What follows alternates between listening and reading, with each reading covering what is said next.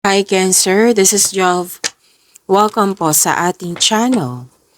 By the way, Cancer, this is your second half monthly Gabay Tarot reading from May 16 to May 31, 2026.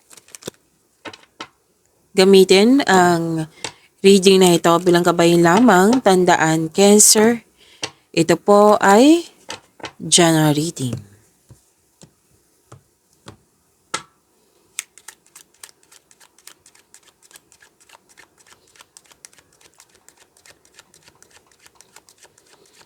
Mga parating po para kay Cancer ngayong May 16 to May 31, 2026.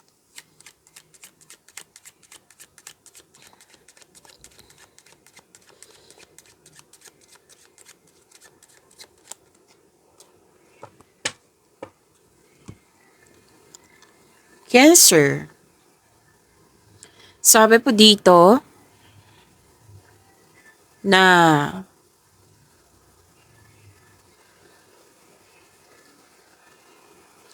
okay. May nagsinungaling ka sa dito.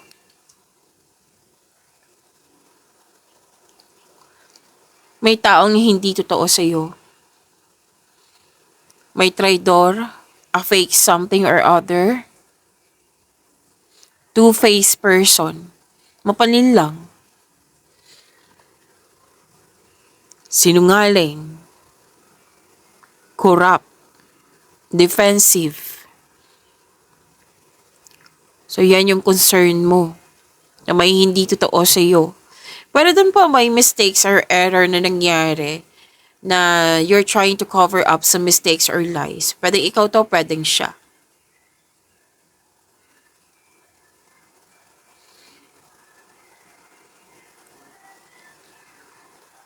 Nga pala, Cancer, kumakain pa ako ng strepsils kasi kailangan po. Mag-focus po tayo sa mensahe para may makuha tayong gabay. Okay?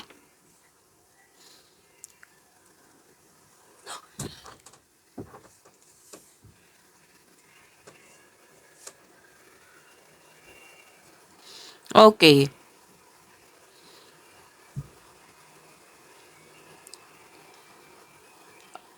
May pag-asa.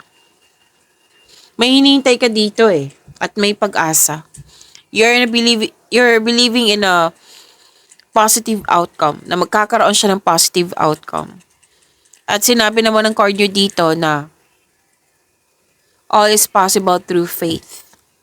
May success, may attainment, may naabot kayo, may magandang mangyayari lalo na sa inyong investment. So, nakikita ko dito ha na may pag-asa po. Kasi malakas ang faith mo eh. Na naniniwala ka talaga na magkakaroon ng positive outcome. Nais mo to. Oo. Itong hinihintay mo ay malakas ang faith mo na magkakaroon siya ng positive outcome nga. At makukuha mo to kasi all is possible through faith. Malakas ang faith mo. Ito na yung sinabi kanina na may success. May naabot kayo.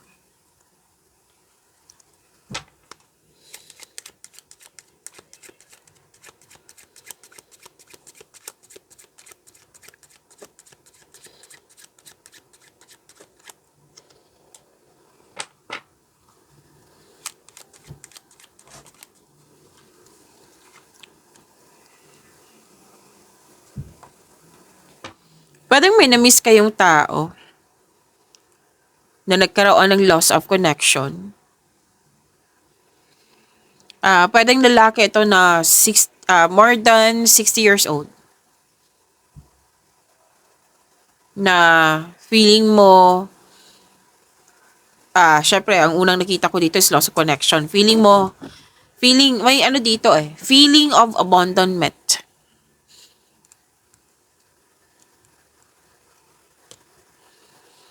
May naalala ka sa nakaraan na pwedeng na-miss mo or nagbigay ng lungkot to sa'yo.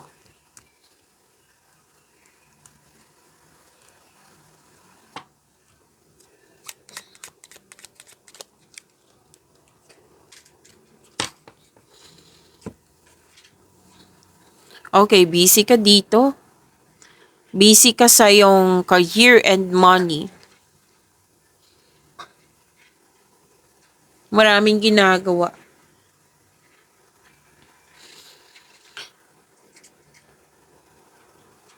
Pero ang ganda kasi ang yung pagiging busy mo, may na-achieve ka, may nakuha ka, may na-gain, may advantage na nangyari, may increase, may freebie.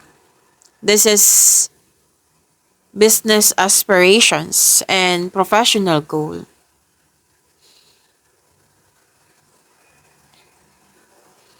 So, may magandang mangyayari sa iyong work, job, career, finances. Ang ganda nito, claim niyo po.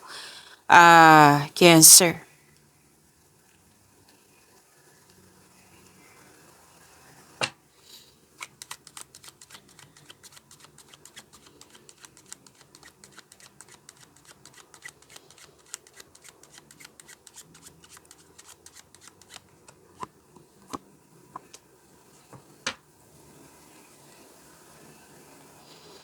Marami ka din kausap. Pwedeng nag-brainstorming kayo. Kasi gagawa ka ng desisyon. Actually, itong desisyon na ito, hindi lang pansarili. Kundi, para din sa kanila. Like, sinabi mo, oh, ito na yung desisyon ko. Okay ba sa inyo? Kasi i-go ko na to. Bibigyan ko na ng action. Mag-move forward na ako. Seeking acceptance to move forward. Pero then na, may itetest ka. Ito yung itetest ko. Kung hindi to mag-work, ito na naman yung itetest ko. And you're weighing the pros and cons in the situations. Kumbaga, naniniguro ka. O, ano ba tong i-judge mo to sa itong desisyon ko? May posible kayang may consequences to or magkakaroon ng problema? Yan nga. May mga kausap ka eh. Yung mga kausap mo, syempre maraming alam. Very supportive sa'yo. Pwede din family mo ito. Or tinuring mo family. Pwede din kasamahan sa bahay.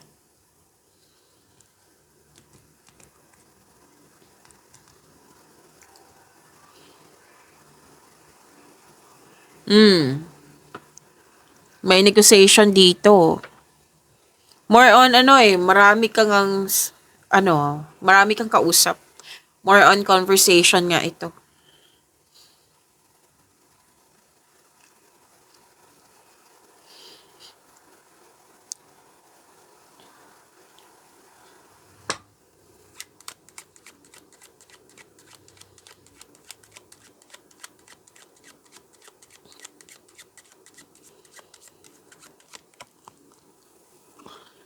May man in uniform dito na pwedeng siya yung nagbigay ng news sa'yo. News come from this person. Pwede din kayo nagkaroon ng professional dealings. Ang ilan sa inyo, ingat ha, kasi mukhang na-provoke kayo. You're preparing to do battle over an issue. Na-provoke. So, ingat na lang. May nalaman kang sekreto. May concern din dito sa isang lugar na pwedeng pinaramdam sa'yo na hindi ka welcome. Or pwede tayong pinag-usapan to regarding sa, anong tawag dito? Conflict. Conflict na, basta malaki ang influence ng man in uniform ngayong second half of May.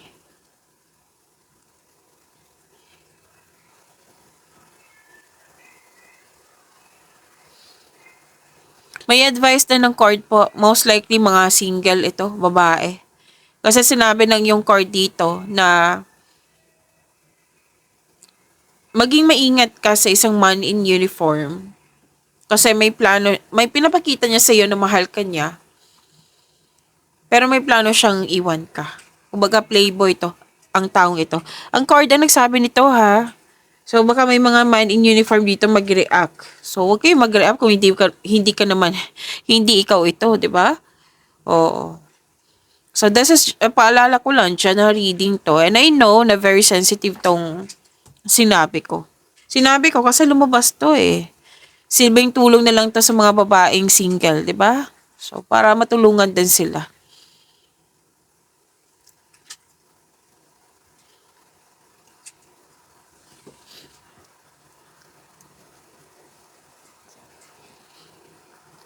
Okay. Kung ano man tong mga nararamdaman mong burnout, parating may pending, parating tardiness, better than hindi magandang pakiramdam,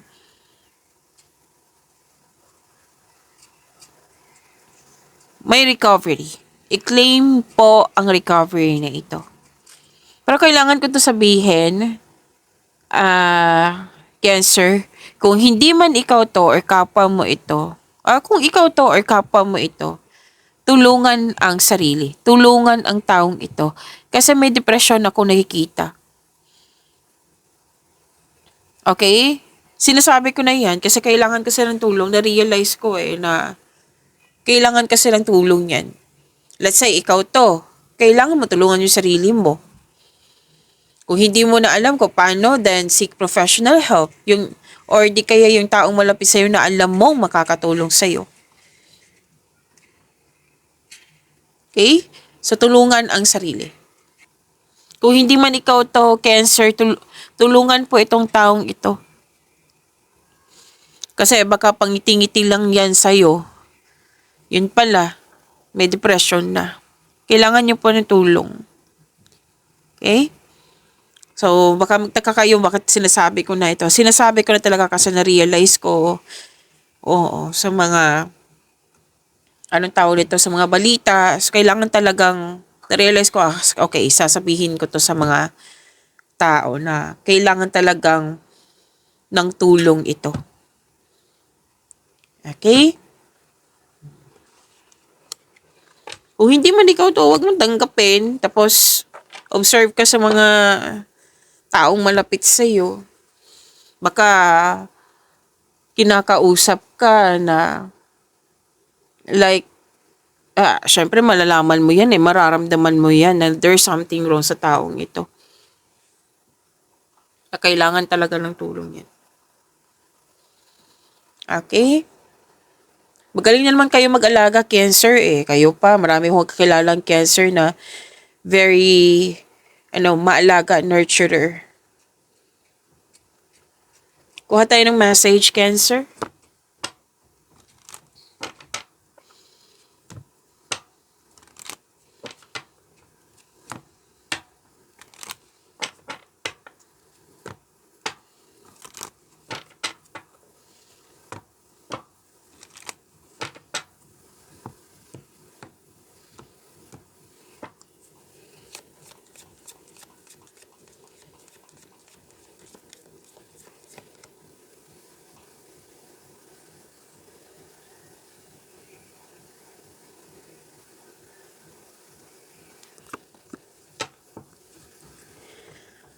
Meditate and contemplate new moon in Pisces. Kailangan nyo ng pahinga. Tamang pahinga. Mag-meditate, mag-grounding, magkaroon ng time sa nature. Kailangan kasi ng this is a powerful time for deep emotional reflection. Kailangan ng time for reflection. Para maging kalma ka, para sa pagbalik mo, re-energize ka na.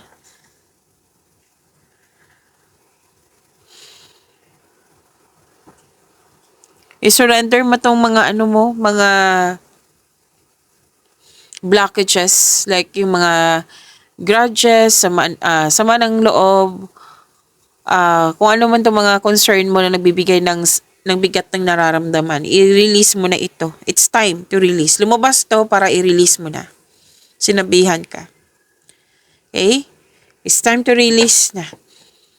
At makinig sa inyong intuition kung maaari po. I-release mo na yung old patterns, yung hindi mo let go sa nakaraan. Like for example, sinabihan ka ng masamang masama. Salita nga, masama.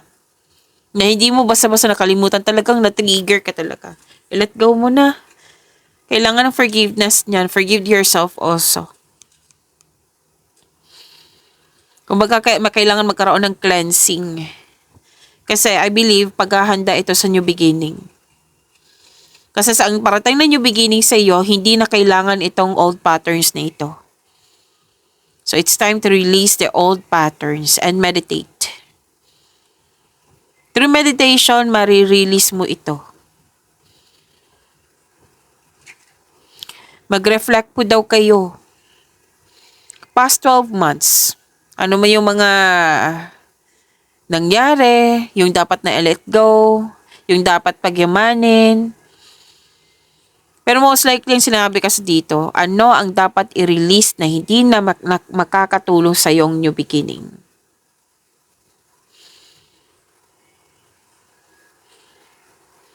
So let your inner voice lead.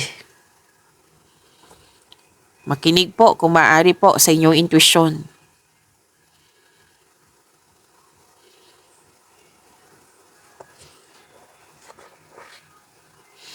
At sabi din ng card mo dito na i-surrender mo nga, di ba? Yung mga hindi na dapat kailangan. I-embrace mo yung mga, what I meant is, mag-focus ka sa makontrol mo in order to find peace. Let go mo na ang hindi mo makontrol.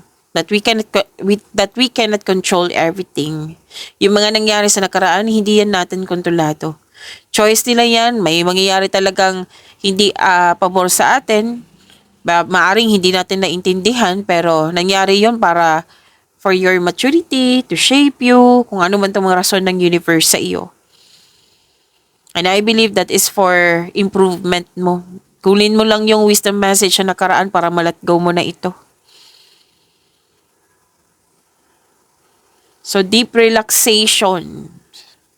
Kung gusto mo mag-journal, then go ahead. Kasi may tao na mahilig sa journal, dyan mapapalabas lahat yung mga gustong sabihin, yung mga nararamdaman.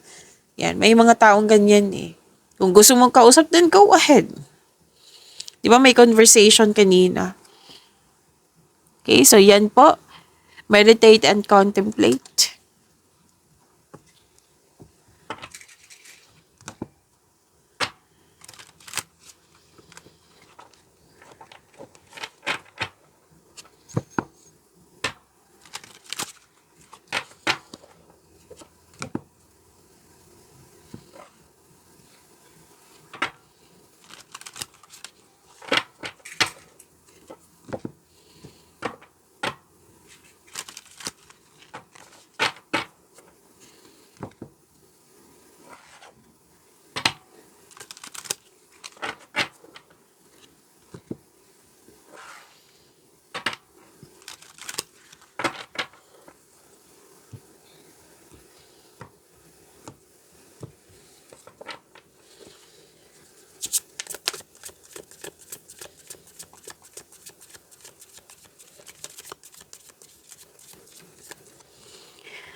Okay, energy ni Cancer ngayong May 16 to May 31, 2026. Ang ganda.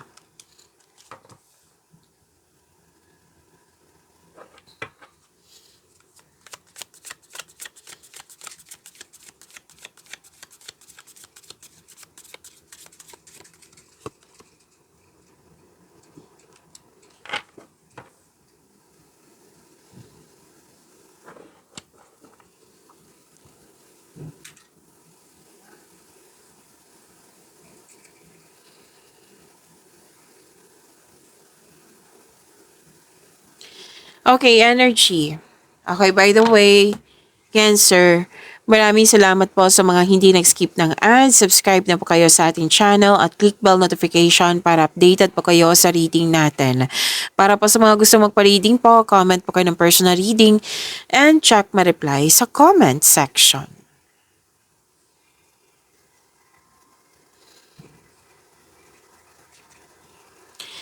Energy, ang ganda nito. Yes, ang ganda ng dalawang cards na ito. This is, happiness, clarity, optimism, more on positivity, satisfaction, you have strength. Yes, happiness ito. May success at achievement na parating. May parating na blessings na it will lead you to happiness. At wow, ang ganda nito ha. Improvement din sa health is on the way. Recovery. Lumabas to kanina, di ba? Recovery. May recovery. Ito ay magandang kalusugan po, kaligayahan at kaya-ayang pakiramdam. May nakita rin ako ditong reunion ng grupo ng tao. And some of you nag-staycation sa bahay. Nagkaroon na kayo ng time sa mga bata or sa inner child mo. So sabi ng yung card dito, enjoy your success.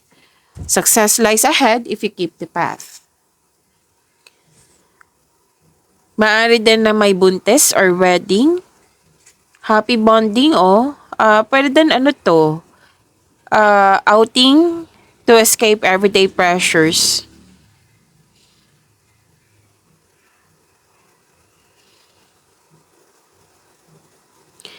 Okay, exciting opportunities din. Ang ganda naman.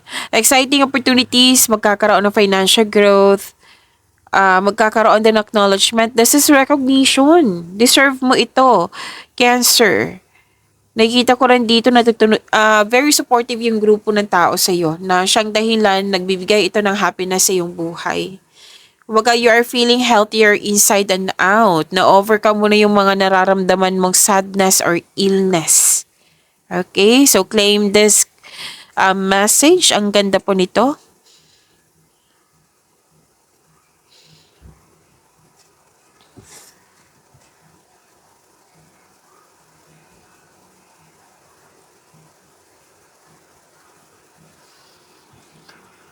So, sense of adventure. Dalawang card po mismo na sabi dito ha. Pwedeng outing or pwedeng travel. Travel. Okay. May makilala kang mabubuting tao. Masaya ka kasi nagkaroon ka ng tapat na kaibigan. May bata dito. Dalawang card mismo nagsabi dito na nagkaroon ka ng time sa iyong inner child. Pwedeng ikaw to or pwedeng literal na bata na nag-uusap kayo kung ano yung gusto niya sa buhay. So may malaking makaka-receive ka ng magandang balita. Yes, claim po ha. Ang ganda po ng dalawang cards niyo po. Masaya, masaya. Itong dalawang card dito, masaya, stable. So, claim niyo po. Exciting opportunities pa rin yung sinasabi ng dalawang card dito. Kasi naka-align to sa passion mo. Alam na alam mo yung gagawin mo. So, prepare yourself lang kasi sobrang busy mo dito. Sabi ng yung card na magkaroon ng time management para maiwasan yung burnout. Okay? This card asks you to prioritize your task na may time management. So, just make sure you can deliver in your promises. Kasi mukhang may naghihintay pwede din deadline yan. So, time management po ay kailangan.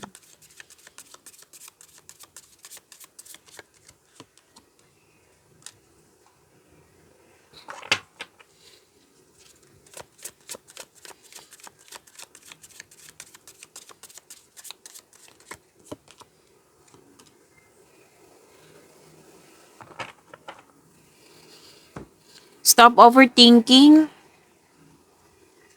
Para ka nakatali sa isang bagay, sa isang sitwasyon, or sa isang tao at ikaw ay nahihirapan. Stop overthinking din. Sinabi naman ng card dito na kung ikaw mismo ang mag-decide at willing na bigyan ng laya yung sarili mo, magkakaroon talaga ng freedom. Okay? Pwede din may di ba maraming opportunities in-offer sa'yo. Tapos, nag-aalangan kang umalis. Nag-aalangan kang tanggapin ito. So, sayang naman. Pero nasa iyo ito. Kung tanggapin mo ba or hindi. Kasi parang laban-bawi. Yung ginawa mo kanina, may mga kausap ka. Why not mag-gather ka ng factual information? Baka makakatulong sila. Pero at the end of the day, ikaw po yung mag-decide po ha. Kung nahihirapan ka na talaga, humingi ka ng guide kay God para mapalaya mo yung sarili mo. Kasi sinabi talaga ng card, ikaw mismo, kung willing kang magkaroon ng laya, magkakaroon talaga. You have to move forward. You have to make change.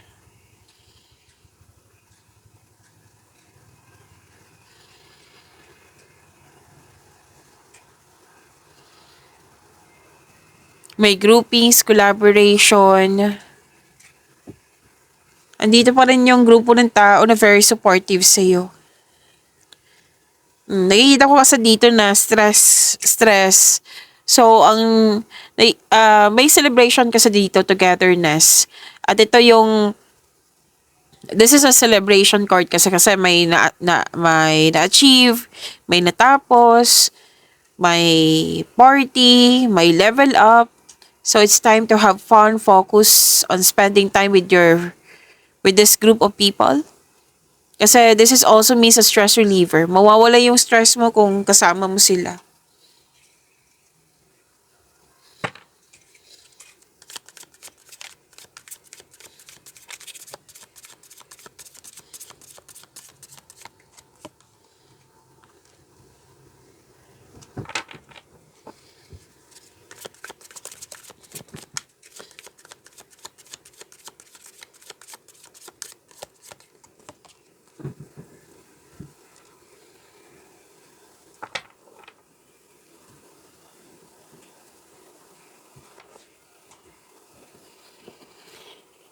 Cancer, gusto niyo bang mapanood agad yung premiere na video natin? Like, unang upload nga. Tapos, ma-notify kayo, ma-prompt kayo. I-click niyo po yung bell notification dyan para ma-notify kayo, ma-prompt kayo, para updated kayo sa video natin. At huwag niyo kalimutan na mag-subscribe sa channel natin. At nag-offer na po ako ng rush reading kung gusto niyo po. Comment down personal reading at antayin yung reply ko. Napanood niyo na ba yung 4 na video natin? Weekly gabay, monthly gabay, first half of the month, ano pa? And 3 months from now. Okay? So, kung napanood nyo na nakalimutan nyo, or hindi pa napanood, dito lang po sa channel natin, hanapin nyo po. Scroll down nyo lang po. Okay?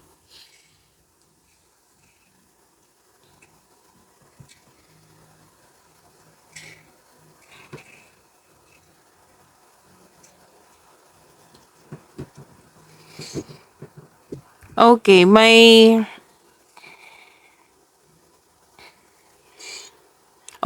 sa mga single dito, mukhang excited kayo dito. Kasi may parating na romantic partner na papasok sa inyong buhay. Pwedeng may nagustuhan ka na or may nagkagusto sa'yo. At may matatanggap kang event invitation or may nag-ask sa'yo ng date. May ilan sa inyo, mamimit mo siya through travel. Blessings to eh. May parating na blessings na magbibigay saya sa'yo. So, claim niyo po. Ang ganda po nito.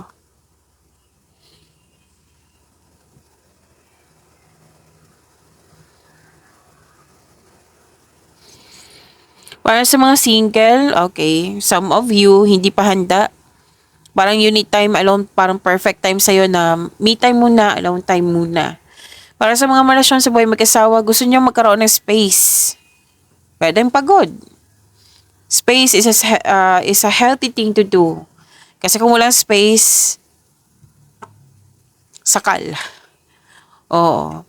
Para sa pagbalik, 'di ba? Para sa pagbalik mo, re-energize ka na. Alam mo na yung sagot sa inyong mga katanungan, solusyon sa iyong problema.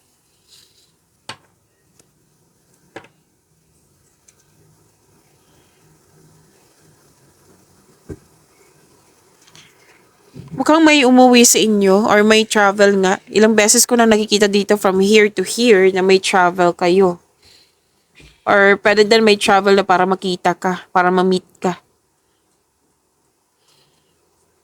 Ang sabi ng yung card dito na sa mga single na huwag madaliin na magkaroon ng relasyon. Kasi 'di ba some of you excited kayo makilala siya. So sinabi ng card dito huwag madaliin na magkaroon ng relasyon. Kailangan kailangan nyo magkaroon ng same vision sa future para magkaroon kayo ng healthy relationship soon. Ganun din sa mga relasyon sa buhay mag-asawa. Huwag kayo magmadali, huwag nyo i-pressure yung relasyon. Make it sure na ang couple nagkaroon ng vision for the future. Or gumawa kayo ng solidong foundation, mag-establish kayo ng kahit anong plano para sa pag-level up nyo. Okay? So, pag-imanin niyo po yung blessings na binigay sa inyo, Cancer, see you tomorrow. Maraming salamat.